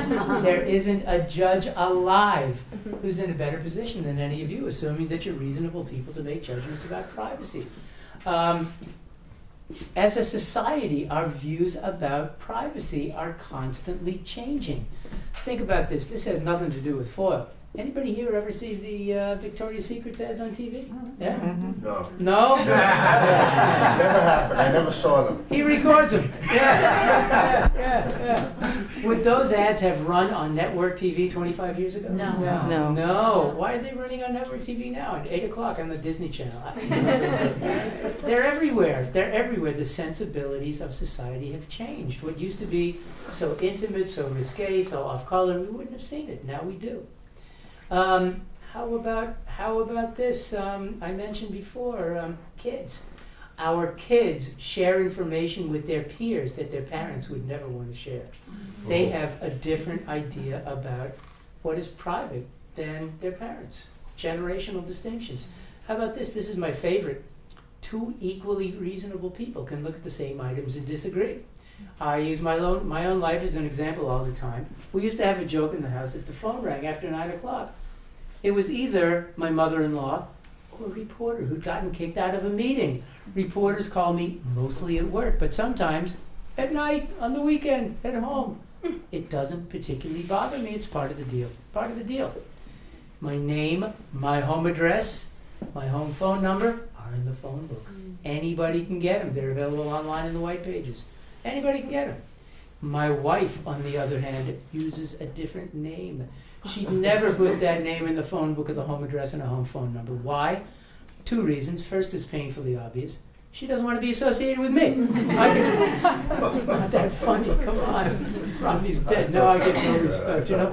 Second, she's a psychotherapist. She doesn't want her clients calling her at home on her home phone number, knowing where she lives, knowing that she's married to me, knowing that at some times of our lives it has seemed that we just have too many kids. She has perfectly good and valid reasons for saying no, never. I have equally valid reasons for saying I don't care, and never the twain shall meet. So what do we do about privacy? Well, the courts have pretty much gone off in two directions based upon the nature of the records. When the record is identifiable to the ordinary person, the Court of Appeals said that we use the standard of the reasonable person of ordinary sensibilities. What would the average person think about disclosure of this item? Would the average person say, wait a minute, this is intimate, it's highly personal, it's nobody's business? If that's your conclusion, chances are that we either may or must withhold. And there are lots of statutes, enactments of the state legislature, separate from FOIL that create exemptions from disclosure. Records identifiable to recipients of public assistance, nobody's business, confidential by law. We talked about records identifiable to students, confidential by statute. There are medical records, mental health records, yes, obviously. The other, yes? What about records that pertain to these new smart meters that Con Ed or it's the power companies want to install into homes? Records that keep constant and accurate view of every appliance you turn on, whether you flick on a light bulb. I mean, apparently it's Your problem is that those power companies are not governmental entities, they're not covered by FOIL, Ah, right? And we get these things every month, congratulations, you use less power than your neighbor. Do you get those too? Yeah. What a bunch of malarkey that is. Yeah. What a bunch I of don't believe malarkey. They make you feel good, right? We have choices to make, and for better or for worse, if you want power, that's part of the deal. I think it stinks. It's like the facial recognition technology that you read about this morning. It is scary as hell. It is scary as hell. And, should it be anybody's business to know that I keep my house heated at 68, as opposed to, whatever it may when you be, turn your lights on. when I turn my lights on? Nobody's business, and yet they do seem to have the ability to track that. They do have the ability to track it, yeah. Was that a decision that was made by PSC, or was that? Yeah, the decision- PSC has lots of people who have fabulous expertise, but you know what they do sometimes? Nothing. I think they roll over for the utilities. They roll over for them. They roll over. And, what have we seen at PSC? We just saw new appointments from the governor, which means that, they're gonna do his bidding. They're gonna do his bidding. I mean, it's not a secret. It's not a secret. Am I telling a secret? No, I don't think so. Can I follow up? You may. Would deliberations from that application at the PSC be available by FOIL? Generally, if there is a record, and usually I believe that they are recorded, I don't know why they would not be. Now, let's talk about the privacy of people like me, and probably a couple of you, public officers and employees. You know what the courts have said about our privacy? We have less than anybody else. Why? We are supposed to be more accountable than anybody else, right? The public is stuck with us till the next election, till budget cuts, my case, till retirement or death, whichever comes first. I've been eligible for both. I really have. Second, more importantly, the courts have said in numerous circumstances that those items about public employees that relate to their duties typically are public. That's why you read all the time about the salaries of public employees, about overtime, our attendance records, time in, time out, leave used, accrued, public. You want to find out whether so-and-so is qualified for the position for which he or she was just hired? We offered an opinion years and years ago that was relied upon by the appellate division involving the resume. If there are certain criteria that must be met in order to hold the job, our advice was that those portions of the resume or the application that indicate that so-and-so met those criteria have to be disclosed. Without disclosure, we have no idea whether the government hired the right person. Concurrently, in any resume that I've ever seen, you have a variety of extraneous personal information. The marital status, the work in McDonald's, the hobbies, things that have nothing to do with the job, they can be redacted or deleted, to use an old-fashioned word, before disclosure of the remainder. And for what it's worth, the courts have also said that one's general educational background is public. Not the grades, but the fact that you got a BA from PACE or something like that. Anybody here have kids in college? What's on the back of your car? Their name of their college. Yeah, we advertise. It doesn't rise to the level of an unwarranted invasion of privacy. Yeah. Say you're an elected official and you're filling a position like a zoning board or planning board, and you have 4 or 5 people who want that position, and they give you resumes. And you're reviewing those resumes. Are those resumes of the people that you didn't pick? So there's 4 resumes, you pick 1 person. Are 3 other people's resumes foilable? Number one, generally speaking, when a person, and it's not public employment per se, but when a person is an applicant for appointment to public employment, FOIL says that the identity of that person can be withheld. The only name that is clearly public involves the name of the person who was hired. Gotcha. Now, in some circumstances, you may have 100 applicants for, 1 teaching position or something like that. You see that all the time now. If somebody says, I want to see if the person hired really stood out from the other applicants, there's case law indicating that you delete the identifying details in the other resumes so that you can compare the qualifications of those who applied. as opposed to that person who was hired. So the Yes. other resumes are something that should be disclosed. I didn't say that. I said insofar as you can withhold Right. in order to protect their privacy. Okay. Okay? Yeah. That's good. Distinguish that between, Tom was, I think, talking about were unpaid positions, voluntary positions? Again, you know, it seems to me that the outcome in the eyes of a court would be essentially the same. If you're seeking to fill a voluntary kind of position, a planning board or a zoning board, I think the notion is that people are embarrassed if they don't get the job, And for that reason, my belief is that a court, certainly if we're talking about an employed position, an employment position, there's no doubt that the name of the person who is not hired can be withheld. I would think that the same is true in the case of the 20 applicants for the planning board. Imagine 20 applicants for the planning board. Yeah. More questions? Yes, sir. Can you talk about telecommunicating into meetings a bit? I read a couple of things Yeah, online that I thought telecommunicating. was really interesting. You mean that like you beat me couldn't- up, Scotty, or? Yeah, but You know, there's history there too. Years ago, right around 1990, the committee was discussing making recommendations to improve the operation of the open meetings law through the use of technology. And the question was, gee, should we recommend that meetings be held by means of telephone conference call or video conference? What do we do? And one of our members at the time was on a city council. And he was kind of cute, and he said, gee, wouldn't it be great if I could participate by phone from my living room? Number one, I wouldn't have to face my constituents. I wouldn't even have to put on my pants. And number two, nobody would see who's whispering in my ear. That was the critical point. Why? Because the open meetings law, like FOIL, contains a statement of legislative intent, and it says, among other things, that the public has the right to attend, to listen, and to observe the performance of public officials. If you're participating by phone, obviously you cannot observe. And in fact, there was a case out of Westchester County, Appellate Division, involving a suit brought by the town of Eastchester against some state board. The state board had 5 members at full strength. There were only 3 on the board. 2 got together. Physically, the third participated and voted by phone. Then the appellate division said, that third person did not have the authority to vote by phone. Nobody could see him. So that led to a proposal which passed about 10 years later that authorizes meetings to be held by means of video conferencing. If that is the intent, the notice requirement imposed by the open meetings law says that the public has to be informed that the meeting will be held by means of video conferencing. It has to indicate the locations where the members will be participating. And it has to say that anybody can attend at any of those locations.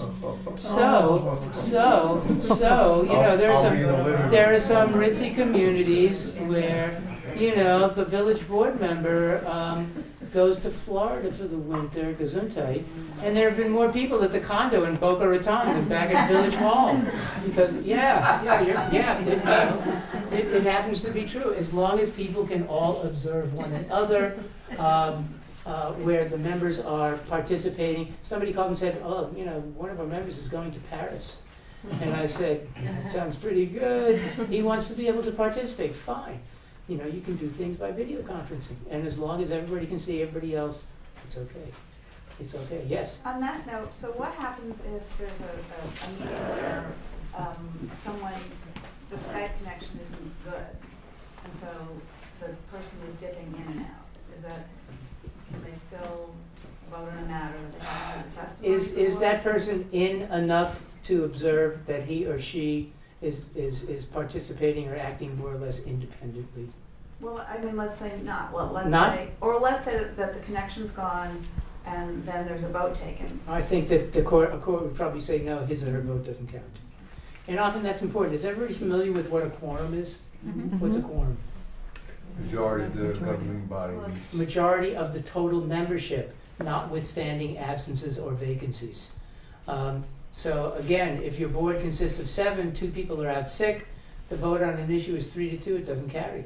In a board consisting of 7 at full strength, there must always be 4 affirmative votes to do whatever it is that the board is empowered to do. Okay? Yes? So if the connection drops out and there are multiple items on the agenda, that would only affect that item, or would it affect all going You know, forward? my belief is that it would affect the items for which so-and-so could not be seen. Okay. You know, there's no case law on the subject. It hasn't happened to the best of my knowledge, at least not in terms of litigation. But, you know, the hope is that the courts see things as they are and in a reasonable way. Sometimes they do, sometimes they don't. Okay? Yes, sir. Does the corporate veil apply to, say, New Rochelle's corporation, the same as it does to a private corporation? What do you mean? Well, just I mean, the corporate veil, you have an open meetings law and a freedom of information law that apply to a municipality. Okay, so, We pierce the corporate veil every single day, right? That's what these laws are about. so is it a reasonable statement to say that the corporation, New Rochelle City, would be not entitled to corporate veil? I don't understand what your question is. What does that mean? I'm trying to figure out it's whether or not any portion of corporate veil. What does that mean in relation to the government? Secrecy, yes. I guess it's- FOIL and the open meetings law determine what's public or not, as the case may be. Not this phrase, corporate veil. Pierce the corporate veil. Anytime you make a FOIL request, you pierce the corporate veil, right? Right. Sure.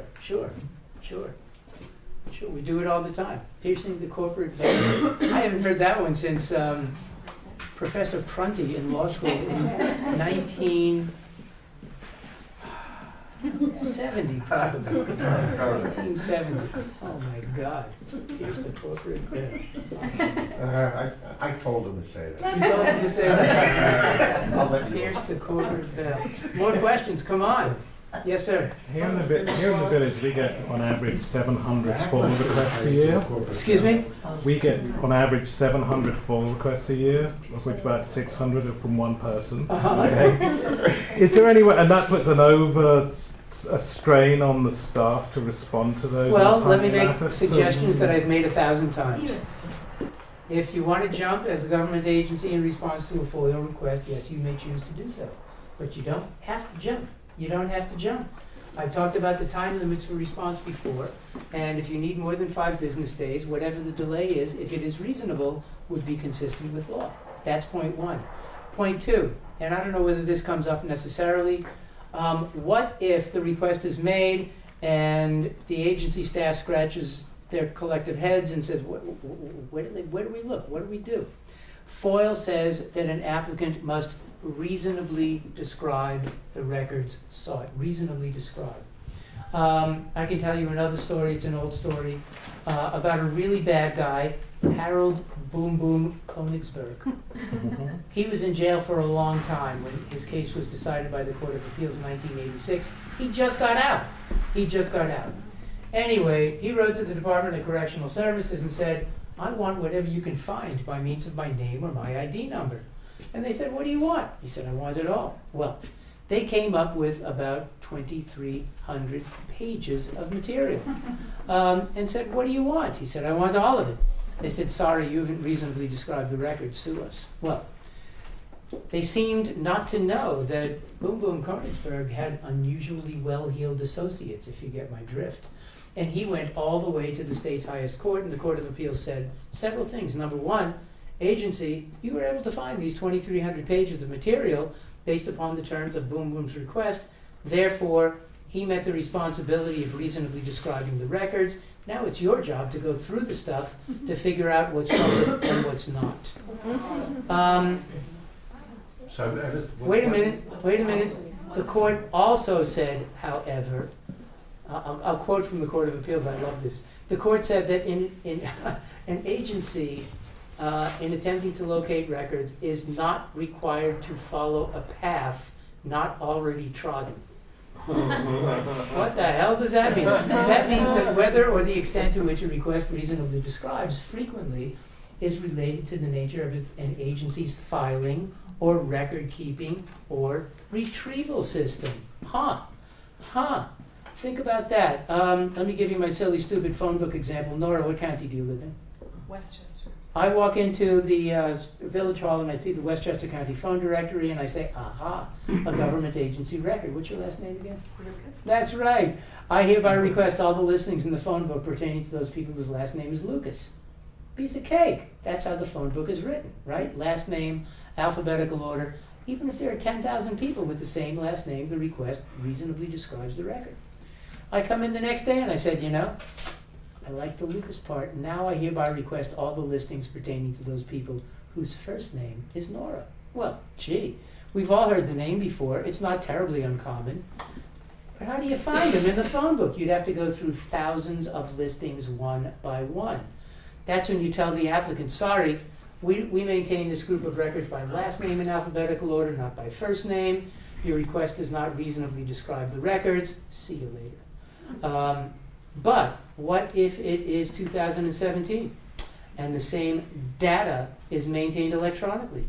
And somebody can sit at the keyboard, enter a query, and yep, all of a sudden all the NORs come up. Well, under FOIL, when we have the ability to extract or generate or retrieve information that is maintained electronically with reasonable effort, yes, we are required to do so.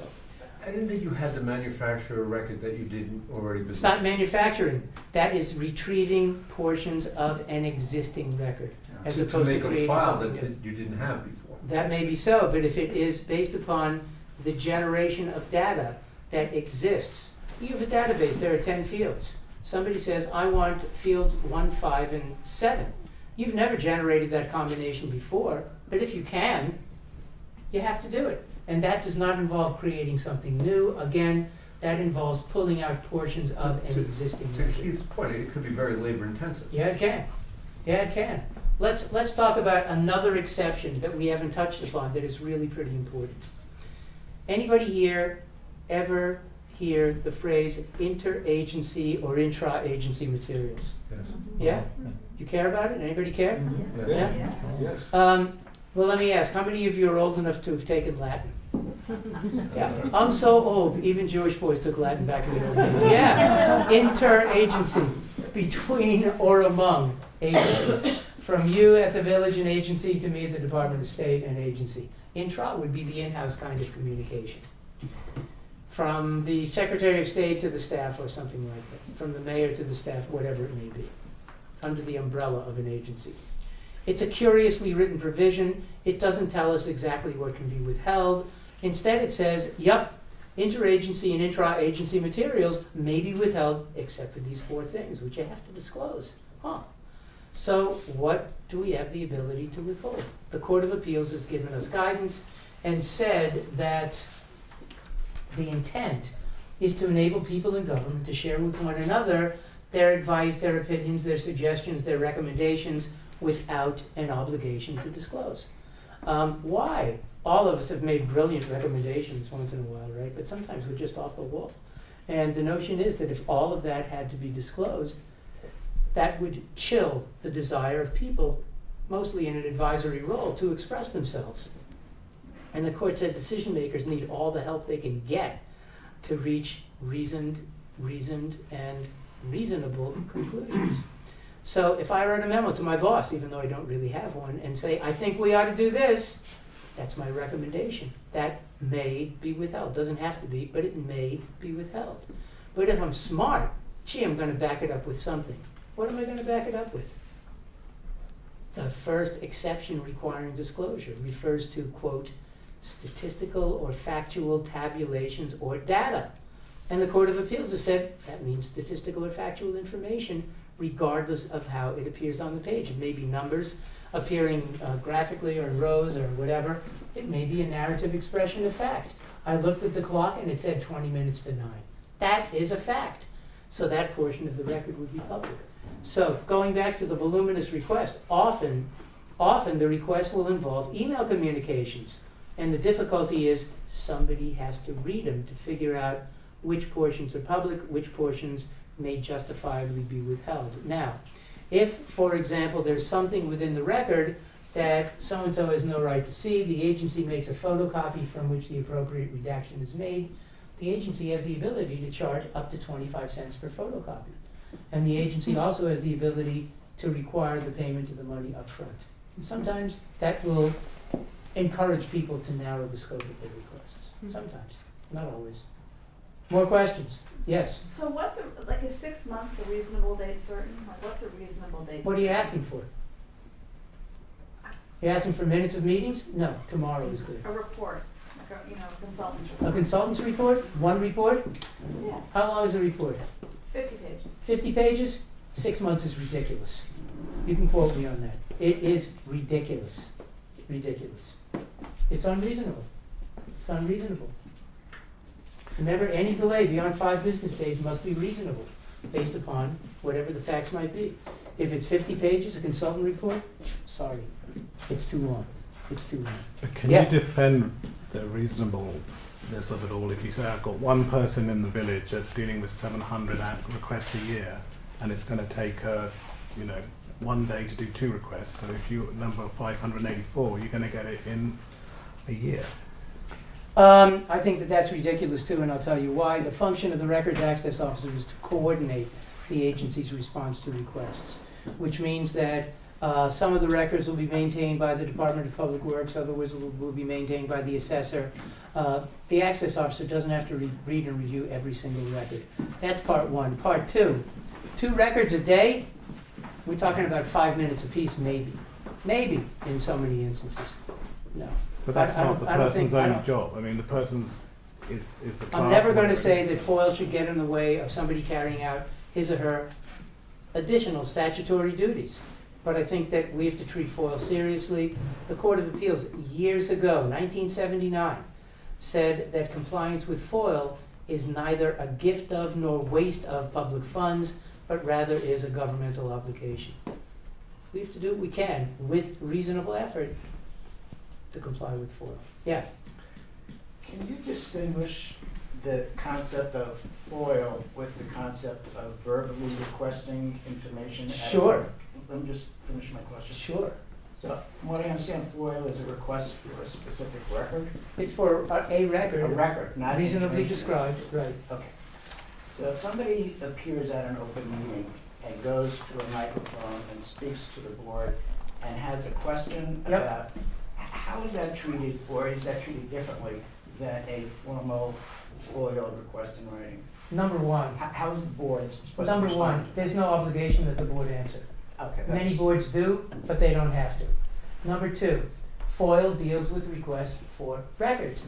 It doesn't require that government agencies answer questions, and as somebody suggested, it doesn't require that we create something new, an explanation in order to accommodate so-and-so. And as I mentioned earlier, a government agency under FOIL may require that a request be made in writing. Now, the reality is people ask us questions all the time, and often we answer. We do it because it's the right thing to do. But that is separate and distinct from any responsibility imposed by FOIL. Okay? Fight it out, you two. No, Yeah. But, is this a government recording facility? I don't know. Is this a government recording facility? No. No. Well, It's a not-for-profit. if it's not produced by or for the government agency, FOIL doesn't apply.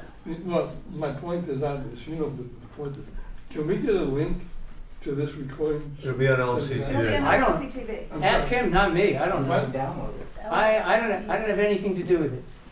It'll be on our website. Still try mine. huh? Okay. Yeah. I remember Thank you, now. Bob.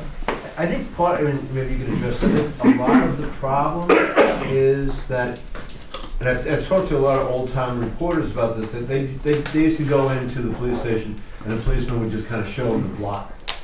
And they would look at it and then, but now everything's a FOIL. That's because government is resistant for no particularly good reason in most instances. So what would you They recommend? could still, my recommendation is that the news media sit down with the police department and say, look, we have to have a symbiotic relationship if we're going to function. We have to respect each other. You need us to tell the world what's going on. We need you so that we can tell the world what's going on. Let's be friends. Let's be friends. Let's cut the crap. That's what I would say. I don't know if I'd say cut the crap, but Yeah. it would be something like that. That addresses that particular instance, but I mean, in general, I think, in the government I represent does it too. I think they just automatically, take the police I- department, automatically ask people to do FOIL, I and they agree. just give them the record. I agree. I think we should, I've said this so many times, the purpose of FOIL is to make life easy, not difficult. Again, I said it earlier, if the record is clearly published, it's right over there, say it's right over there. And I think a lot Go of the take a staff look. now believes that if you didn't FOIL, I can't give it to you. It's ridiculous. Oh, it's said all the time. It's ridiculous. C'est ridicule. Yes. Sometimes I can't help myself. You laughed, I don't know why. You're a French speaker, probably. No? Enough. Did it in Latin, that would have been really good. Did it in Latin, huh? Agera, grow, groma, grow, yes. Yes. I have a question about the motion to go into executive session. So let's say a board member does not want to go into executive session. Then he votes no. And the motion carries. Okay.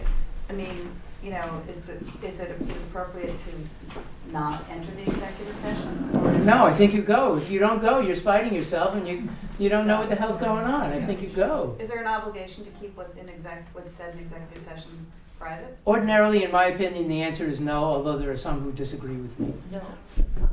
Not an obligation. If there were an obligation, I've used this example so many times.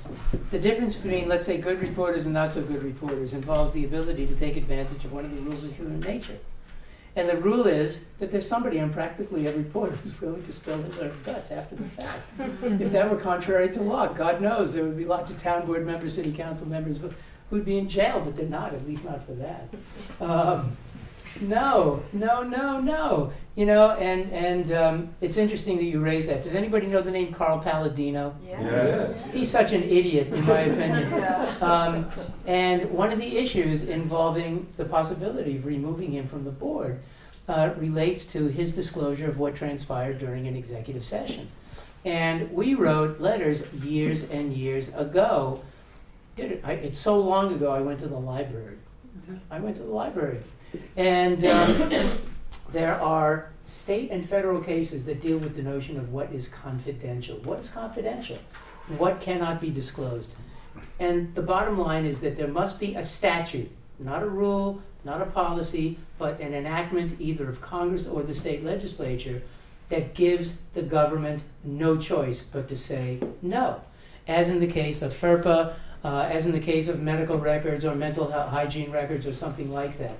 But generally speaking, you remember we said a board may enter into an executive session, and even then, only if the motion is carried by a majority vote of the total membership.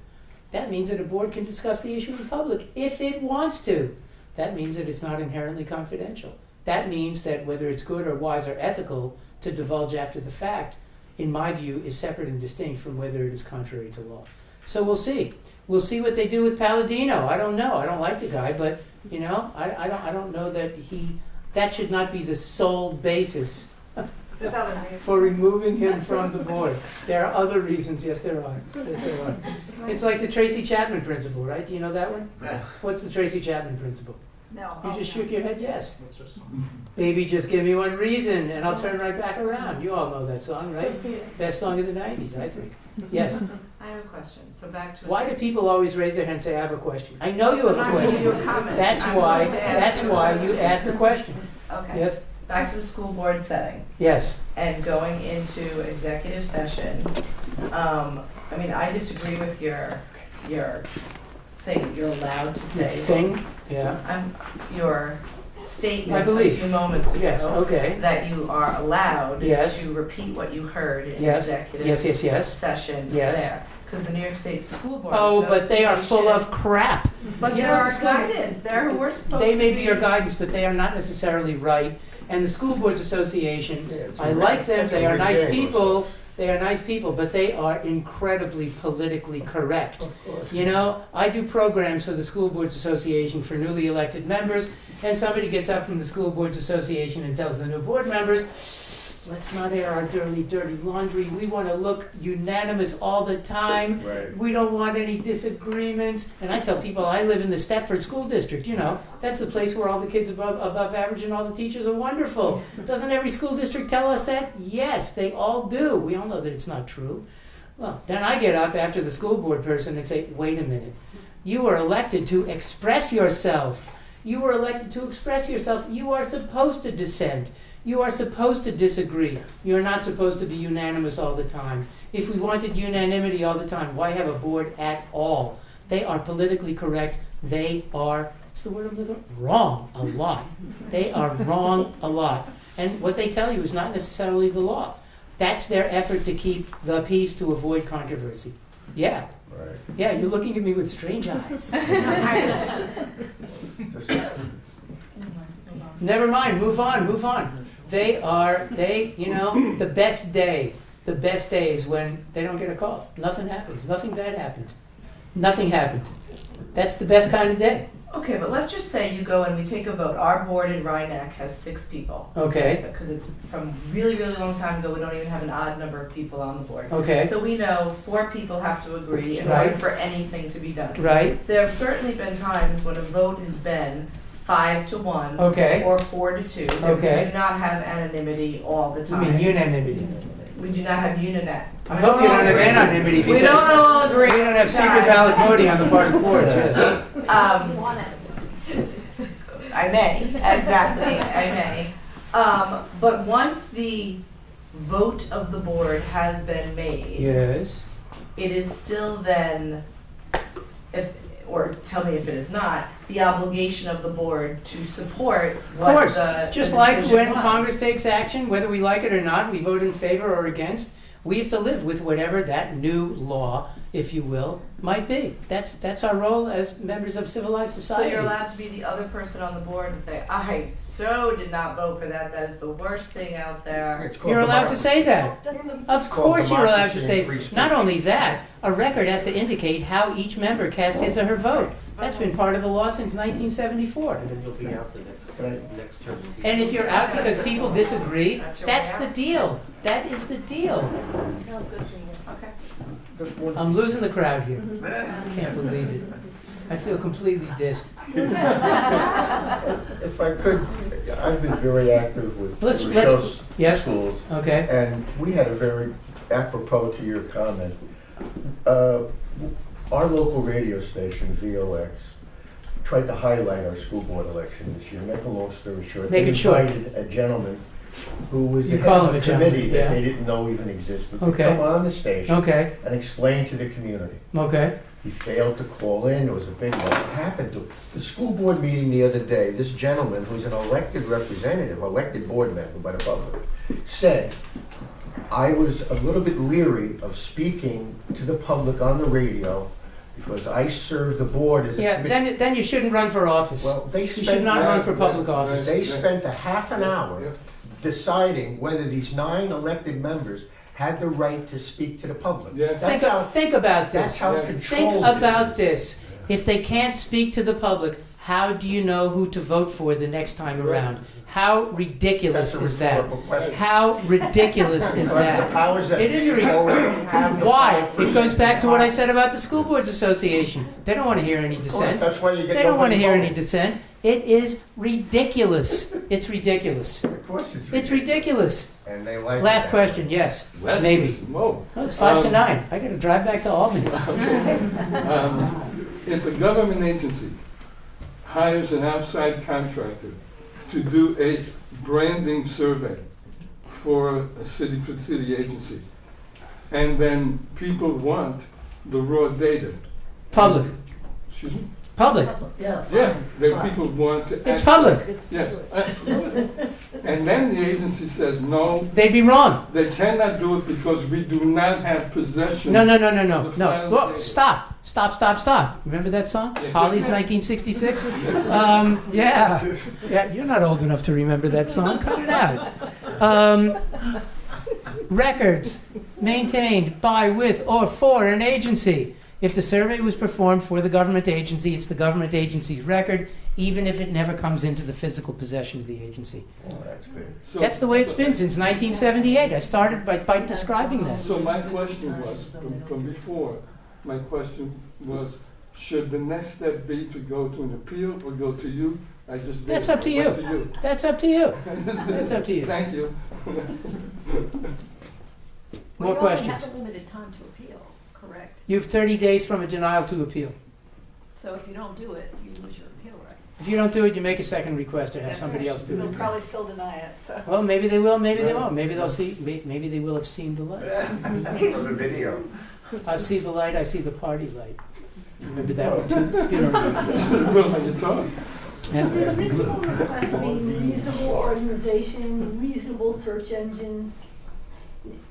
Can you be rewarded by being sloppy and therefore it's? You mean you're the government? Yeah, and then it's an onerous request because you don't have an organized. This comes up fairly frequently. I mean, there are state agencies, particularly the Department of Correctional Services, where, you know, they have computers dating back to 1976. And sometimes they simply cannot do what most agencies can. There isn't a heck of a lot that we can do about that. There isn't a heck of a lot that we can do about it. Being sloppy? You know, often there is a dividing line. I've spoken to any number of municipal clerks who would get a request and they say, you know, I knew it was in the basement someplace. I went through 15 boxes. I found this one piece of paper. What can I charge? Say, inspection is free or it's 25 cents for a photocopy, but you far exceeded your responsibilities imposed by FOIL, because FOIL does not require that you go through the haystack in an effort to find the needle, even if you believe that the needle is there somewhere. Now, at the same time, under our regulations, which have been cited several times by the courts, one of the functions of the records access officer is to either himself or herself or have agency personnel describe how the agency maintains its records so that a proper request can be made. Often, if you don't know how the record is kept, is it kept alphabetically by last name? Is it kept chronologically? Is it kept by street address? You want to know so that you can make a request that reasonably describes the records. And they have to tell you. They have to tell you. Can you be unreasonably disorganized? That was in my wife's divorce papers. Can you be unreasonably disorganized? I think that the answer of necessity has to be yes. I mean, there are any number of government offices. You walk in and you see the desk, and you know, how can anybody find anything? I don't have a great answer for you now. Now, I suppose if push came to shove, somebody could initiate an Article 78 proceeding and say, you know, the means by which this agency maintains its records is unreasonable. It's unreasonable, we can't find it, and they can't find it either. Court, we want you to order that they straighten out their act, or whatever the phrase is. You know the phrase. Clean up their files. Clean up their act and their files, yes. All right, more. Can I ask, I have a question about valid and invalid reasons for having an emergency meeting? No such thing as an emergency. There's no such thing as an emergency in the open meetings law. So you schedule a meeting in 17 minutes notice, that's not reasonable. Well, is it really an emergency? You just said there's no emergency. The law doesn't refer to emergency meetings. It refers to meetings scheduled at least a week in advance and those scheduled less than a week in advance. And the one case dealing with so-called emergency meetings is called Previdi versus Hirsch. It involved a school board here in Westchester County, Previdi. And the court said, school board, you can't continually hold what you call emergency meetings. There has to be a real emergency, because otherwise the public has no way of knowing that there is going to be a meeting.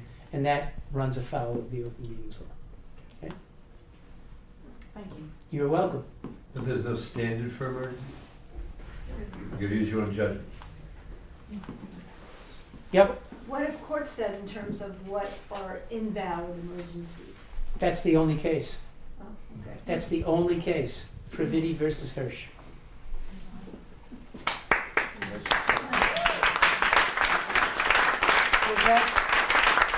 Thank you.